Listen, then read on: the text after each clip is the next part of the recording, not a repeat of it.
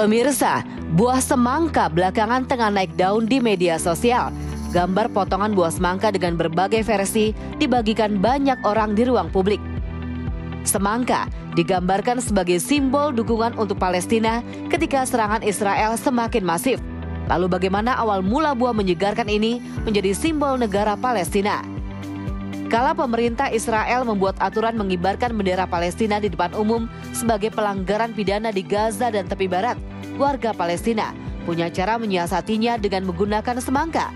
Pasalnya ketika dibelah, semua unsur warna bendera nasional mereka terlihat pada buah semangka, merah, hitam, putih, dan hijau. Semangka memang buah paling ikonik yang menggambarkan Palestina, tumbuh di seluruh Palestina dari Jenin hingga Gaza. Penggunaan semangka sangat populer di beberapa resep makanan dan budaya mereka. Nah, selain bermanfaat sebagai simbol perjuangan, nyatanya semangka juga memiliki segudang manfaat bagi kesehatan. Apa saja? Hidup Sehat akan menjelaskannya untuk pemirsa di rumah.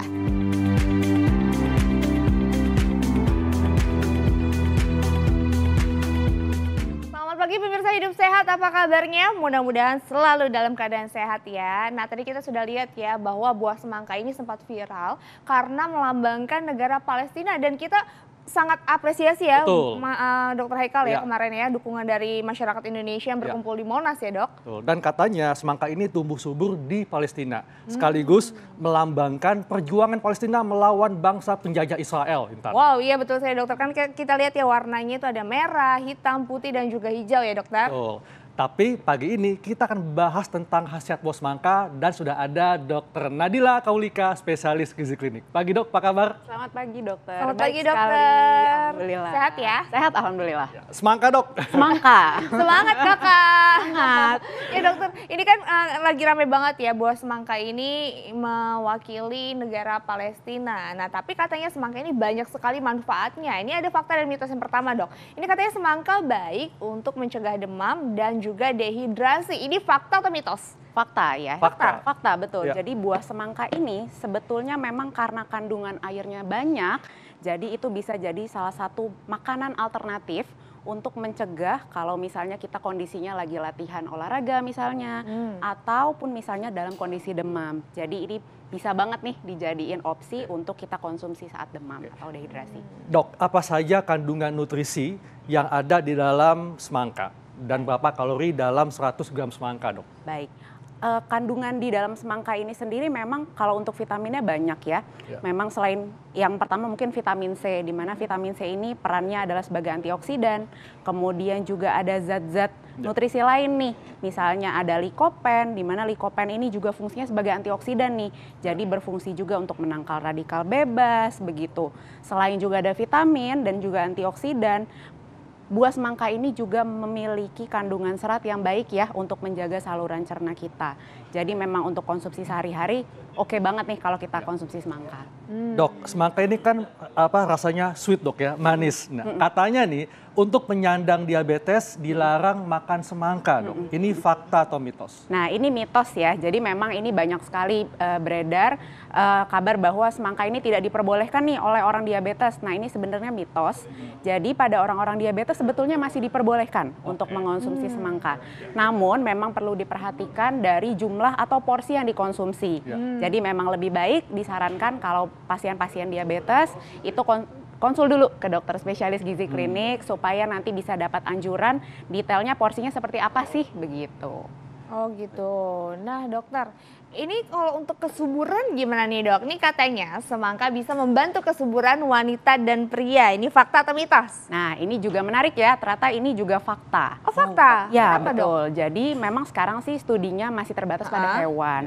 Tapi dari studi-studi tersebut memang mengemukakan bahwa konsumsi semangka ini dapat membantu untuk meningkatkan kualitas sperma.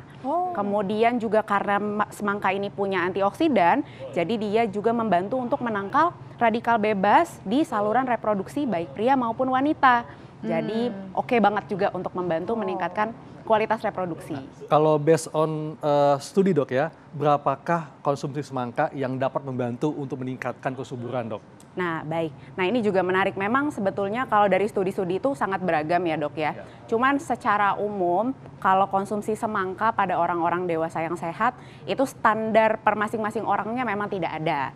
Namun nanti kita perhatikan lagi kembali, misalnya kondisi masing-masing orang itu, apakah tadi ada kondisi khusus, Dok? Misalnya ada diabetes, kemudian bagaimana kebutuhan kalorinya setiap hari, itu jadi memang masing-masing orang nantinya standar untuk kebutuhan konsumsinya itu akan berbeda-beda. Oke, harus dibatasin ya. Betul. Semangka ini kan buah yang besar dok ya, dan kalau dipotong kan kita nggak bisa habiskan semuanya. Betul. Nah kalau sudah dipotong itu dilarang dikonsumsi esok harinya dok. Ini benar dok? Itu juga mitos ya sebetulnya. Iya, jadi memang. Apa-apa jadi dok? Nah, kalau misalnya setelah dibuka buah semangka ini dipotong-potong, nah kalau memang masih mau dikonsumsi keesokan harinya, bisa disimpan saja di dalam kulkas gitu. Cara penyimpanannya ada cara khusus? Apakah harus ditutup atau gimana tuh dok? Dulu. Ya, disimpan di wadah tertutup yang bersih, boleh kita langsung masukkan ke kulkas saja. Oh, oke. Dan dikonsumsinya berapa hari lagi dok? Boleh? Boleh misalnya sampai 3 harian masih oke. masih oke. Masih oke. Ya. Oh gitu, masih bisa ya. Tapi dok, aku mau tanya deh, ini kan aku tuh sempat denger ya, kalau misalnya makan semangka itu katanya bagus nih sampai yang ijo-ijo ininya ya dok. Ya. Ya. Yang ada putih-putihnya itu bener ya dok ya? Oke, baik. Ini juga menarik ya. Ternyata memang semangka ini walaupun kita mungkin lebih sering konsumsinya bagian yang merahnya ya. Ya, biasanya Tapi ternyata khasiatnya semangka itu bahkan ada sampai di biji, sampai juga ke bagian yang putih-putihnya ini Mbak Intan gitu. Jadi bijinya boleh dimakan juga? Boleh. Tapi yang mungkin memang karena ada beberapa orang yang kurang suka ya sama rasanya di bagian yang putihnya ini juga ternyata antioksidannya juga besar. Wow. Jadi memang baik kalau untuk dimakan masih oke, masih aman. Namun kalau memang tidak suka rasanya nggak apa-apa, yang merah aja juga nggak apa-apa ya.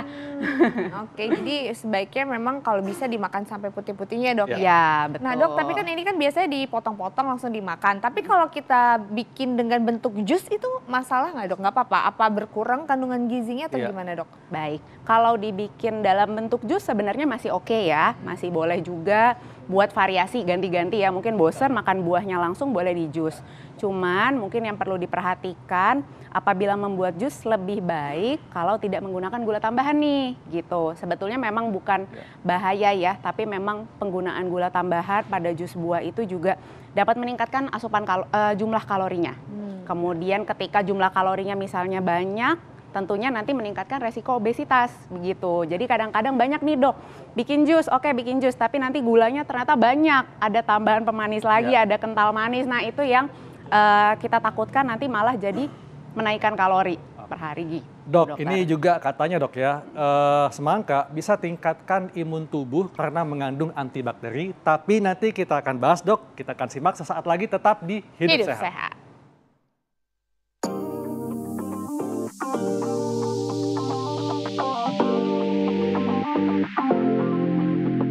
Kuliner khas Timur Tengah begitu populer dan dikenal dengan bumbu rempahnya yang kuat. Kesamaan penggunaan bumbu rempah yang kuat ini membuat masyarakat Indonesia tak sulit menggemari makanan khas Timur Tengah.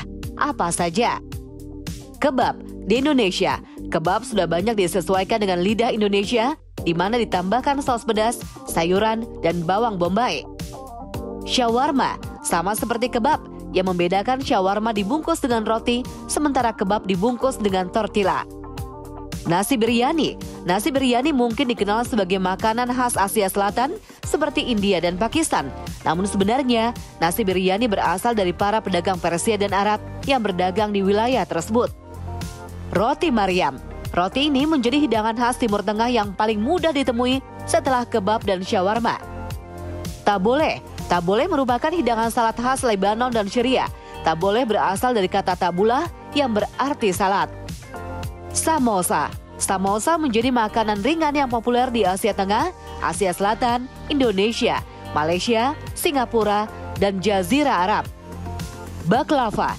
Baklava merupakan salah satu makanan ringan khas Turki, peninggalan Kesultanan Utsmaniyah. Falafel. Falafel merupakan olahan kacang Arab yang digiling dan dibentuk menjadi bulatan kecil dan digoreng.